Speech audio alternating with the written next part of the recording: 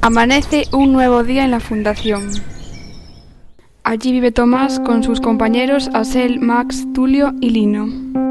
Cada uno tiene un objetivo dentro de la fundación, ya sea investigar sobre los hologramas, aprender acupuntura, escribir un libro. Todos vivían una vida tranquila y relajada en la fundación, hasta que un día las cosas empiezan a torcerse.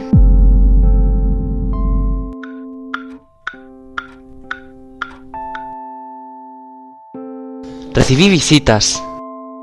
¿Cuántos días lleva muerto este hombre? 6 días. Asel, estoy enfermo. No mucho más que nosotros.